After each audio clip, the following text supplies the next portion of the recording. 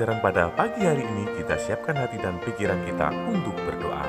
Mari kita berdoa. Bapa kami yang ada di surga,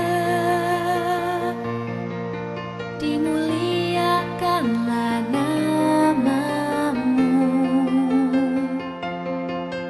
Datanglah kerajaan-Mu, jadilah kehendak-Mu di atas bumi seperti di dalam surga. Berilah kami rejeki pada hari ini, dan ampunilah kesalahan kami, seperti kami pun mengampuni yang bersalah pada kami. Dan janganlah masukkan kami ke dalam pencobaan, tetapi bebaskanlah kami dari yang jahat. Selamat pagi, masih bersama dengan Pak Ardi di jam pelajaran bahasa Indonesia. Apa kabarnya anak-anakku? Pak Ardi berharap kabar kalian baik-baik saja dan luar biasa. Jangan lupa sarapan pagi dan berolahraga, biar tubuh kita sehat kuat dan penuh semangat dalam belajar. Pak Ardi ingatkan kembali, sebelum melakukan aktivitas, terlebih dahulu rapikan dan bersihkan tempat tidurmu dulu. Karena dari hal yang kecil, kita bisa melakukan hal yang besar. Merapikan tempat tidur saja kalian tidak bisa, apalagi melakukan hal yang besar.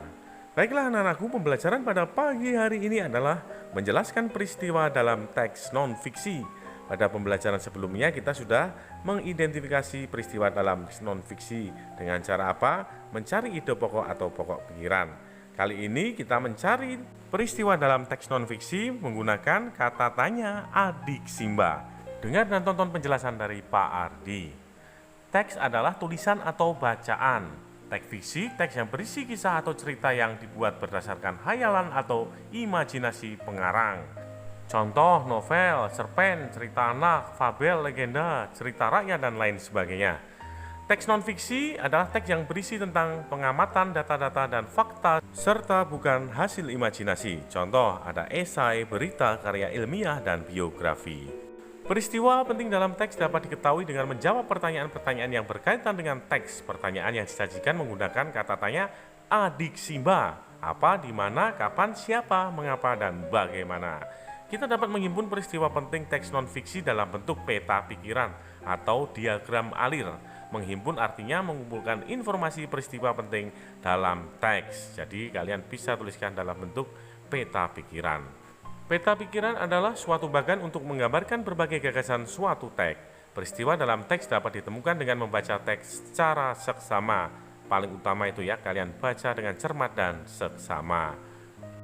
Peta pikiran berisi informasi pokok yang terdapat dalam setiap paragraf yang ada dalam bacaan. Peta pikiran juga berisi tema atau hal pokok yang diceritakan dalam bacaan.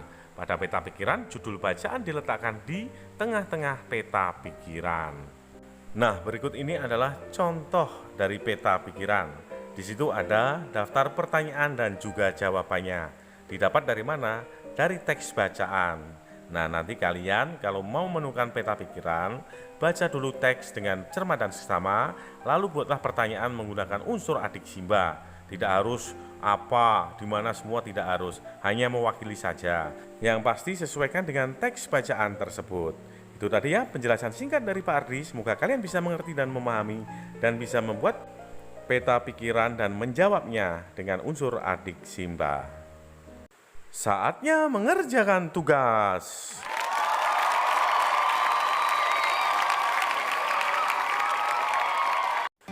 Sekarang buka buku paket 5H halaman 51 dan 52. Kalian baca paragraf berjudul Banjir Bandang Melanda Garut. Lalu kerjakan soal halaman 52 dalam bentuk peta pikiran ya. Caranya seperti apa? Kalian baca paragraf tersebut, lalu kalian jawab pertanyaan dalam bentuk peta pikiran yang ada di halaman 52. Selamat mengerjakan anak-anakku. Demikian pembelajaran pada pagi hari ini. Tetap semangat anak-anakku, selalu berdoa dan salam sehat. Jangan lupa memakai masker, rajin cuci tangan dan jaga jarak. Ingat, tetap tersenyum dan bahagia. Sebab senyum dan bahagia adalah obat penangkal virus corona. Jangan lupa tugas-tugas yang belum dikumpulkan, segera dikumpulkan. Sampai jumpa di video pembelajaran berikutnya. Dah.